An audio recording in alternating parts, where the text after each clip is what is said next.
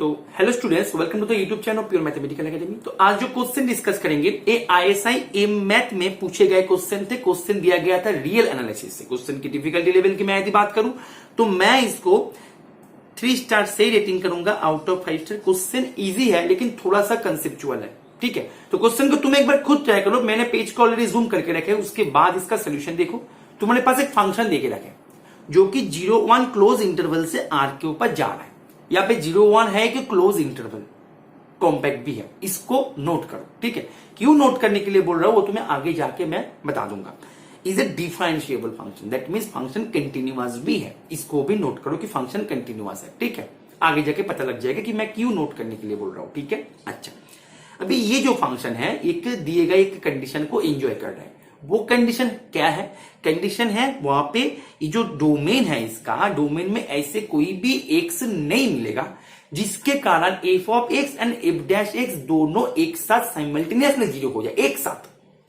यहां पे बच्चे फंस गए थे, यहां पे इसको समझने में दिक्कत हो गया था बच्चे को। क्या हुआ था? बच्चे को यह समझ में लगा था कि F dash X is not equal to 0 for all X belongs to 0 to 1। लेकिन ऐसे नहीं, कंडीशन ये नहीं बता रहा है तुम्हें। कंडीशन क्या बता रहा है? कंडीशन तुम्हें यह बता रहा है कि वहां पे ऐसे कोई एक्स नहीं मिलेगा जिसके कारण वो एक्स, वो एग्जैक्टली वो एक्स पॉइंट पे, मानो वो एक्स है अल्फा, तो वो अल्फा पॉइंट पे F of alpha and F dash alpha दोनों एक साथ समान हो। ये जो पॉइंट होगा ये पॉइंट दोनों सेम होना चाहिए। तो बोल रहा है कि ऐसे कोई पॉइंट नहीं मिलेगा वहां पे जिसके कारण ये हो। बात को समझ में आ रहा है कि फंक्शन कौन सी प्रॉपर्टी को एंजॉय कर रहा है?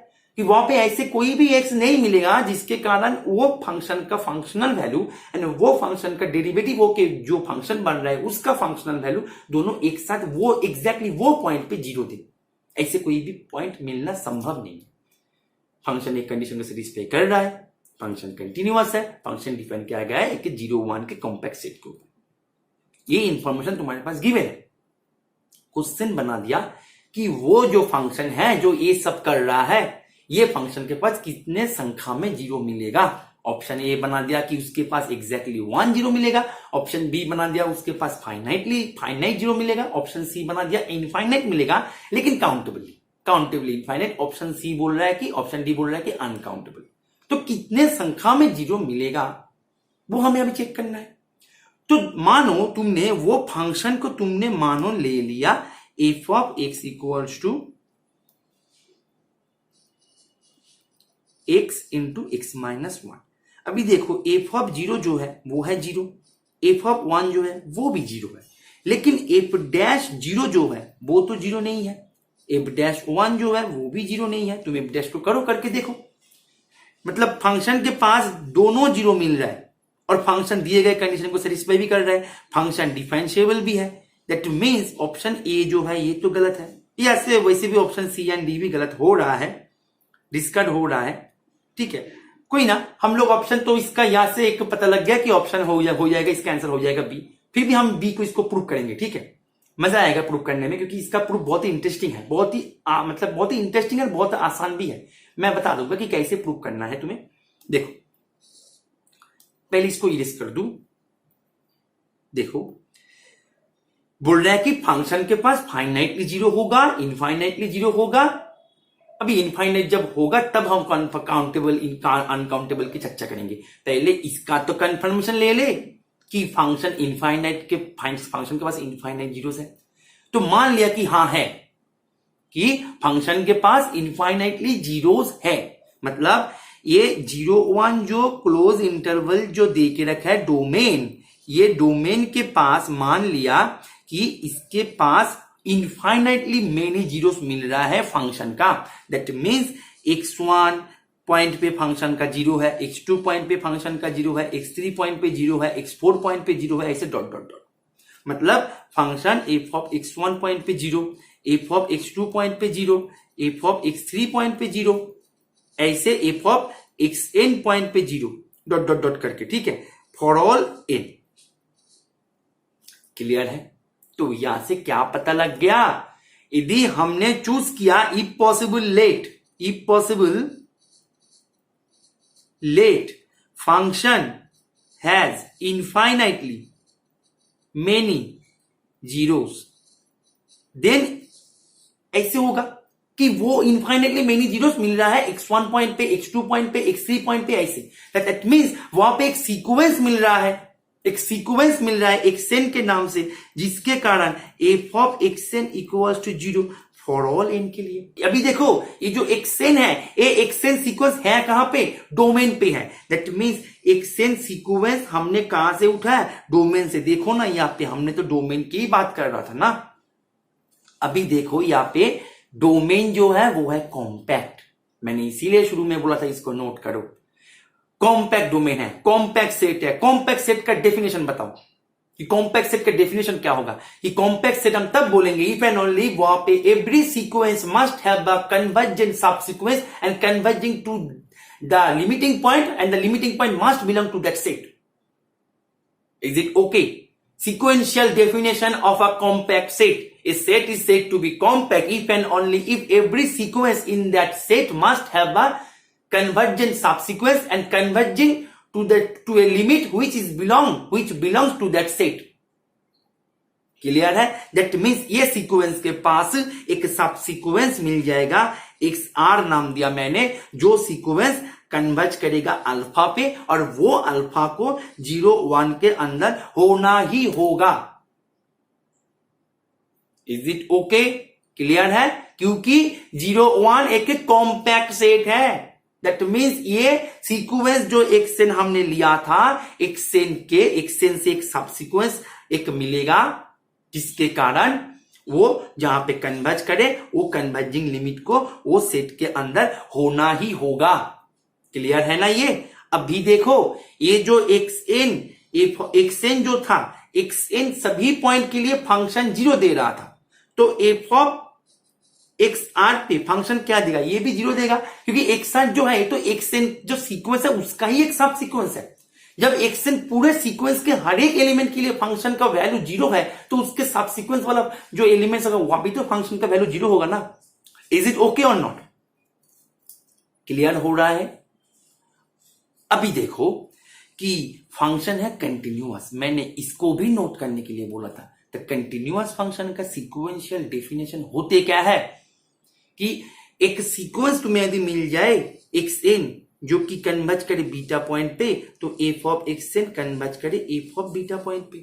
तो हमारे पास एक सीक्वेंस तो मिल रहा है ना xr के नाम से, जो कन्वर्ज कर रहा है अल्फा पॉइंट पे, तो f ऑफ xr ये कन्वर्ज करेगा, कहां पे कन्वर्ज करेगा, f ऑफ अल्फा पे, क्योंकि फंक्शन इज कंटिन्यूअस, मैंने नोट करने के लिए बोला था। इज इट ओके और नॉट? अभी देखो ये जो फंक्शन है ये तो है 0, तो ये सीक्वेंस कन्वर्ज करेगा f ऑफ अल्फा पे। ये कंटिन्यूटी के सीक्वेंशियल क्राइटेरिया डेफिनेशन से आ रहा है। अभी देखो तुम, ये जो सीक्वेंस है ये तो है 0 का सीक्वेंस, तो ये 0 का सीक्वेंस तो कन्वर्ज करेगा 0 पे, लेकिन बोल रहा है कि f ऑफ अल्फा पे कन्वर्ज करेगा, तो यहां से ये कंफर्मेशन मिल गया कि f ऑफ अल्फा जो है वो तो 0 है। हाँ या ना? कंफर्मेशन मिला? यस और नो? मिल रहा है ना कंफर्मेशन?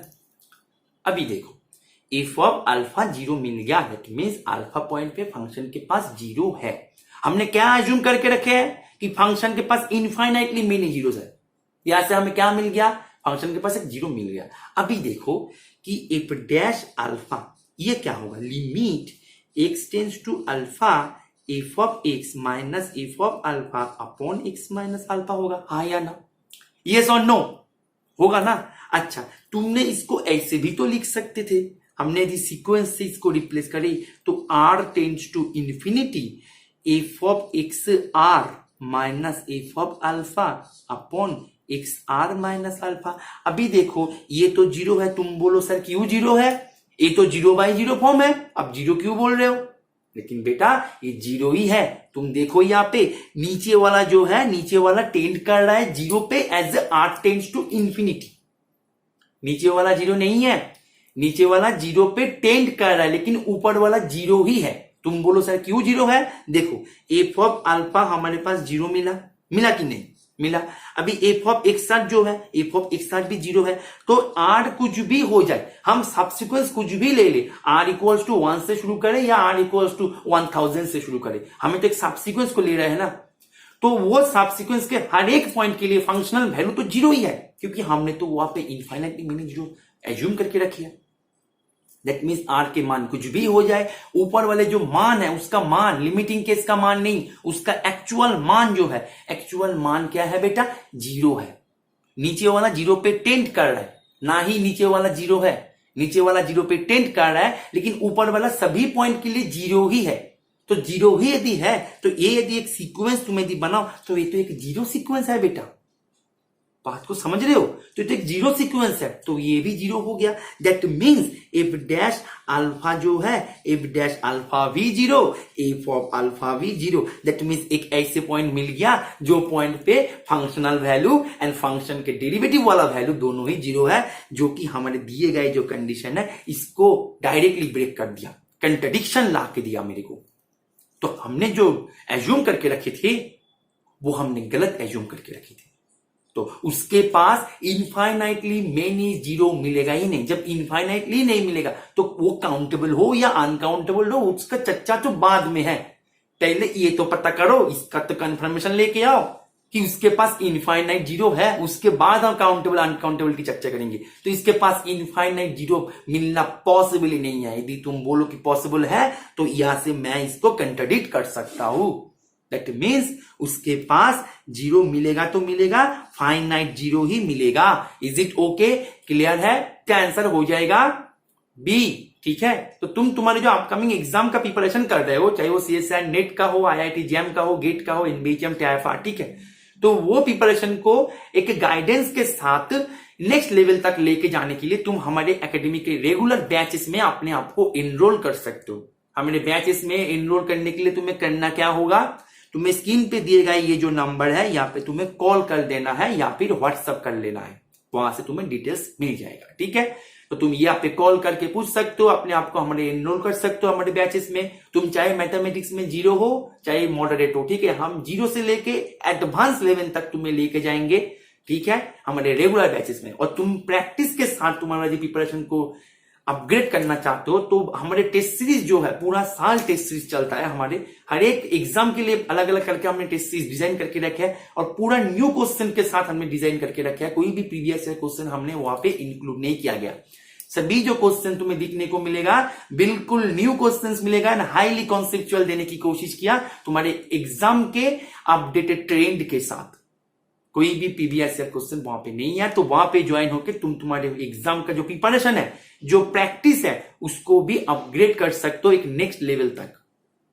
ठीक है, और तुम यदि फर्स्ट टाइम देख रहे हो तो ये हम बता दूं कि ये हमने पीबीएस सॉल्व किया, क्योंकि आईएसआई एम मैथ में पूछे गए क्वेश्चन हम न्यू क्वेश्चंस भी देते हैं, वो भी कोई पीबीएस क्वेश्चंस नहीं है, वो भी हमारे एकेडमी के द्वारा बनाया गया क्वेश्चन है, वो हम देते हैं हमारे सोशल प्लेटफॉर्म्स पे। लिंक तुम्हें डिस्क्रिप्शन पे मिल जाएगा, वहां पे तुम ज्वाइन हो जाओ।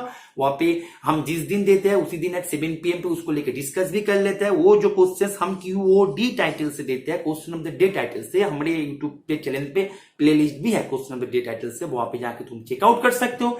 टेलीग्राम में ज्वाइन हो जाओ, फाइल सेक्शन चेक करो, लास्ट 3-3.5 साल से बहुत सारे क्वेश्चन हमने अवेलेबल करके रखे जो कि बिल्कुल न्यू क्वेश्चन है। वहां पे जाके भी तुम अपने आप को अपग्रेड कर सकते हो अपने प्रिपरेशन को, ठीक है, अच्छे कॉन्सेप्ट्स के साथ। वो चैनल बिल्कुल फ्री है, ठीक है। तो उम्मीद है ये सोल्यूशन तुम्हें समझ में आ गया होगा। Okay, thank you.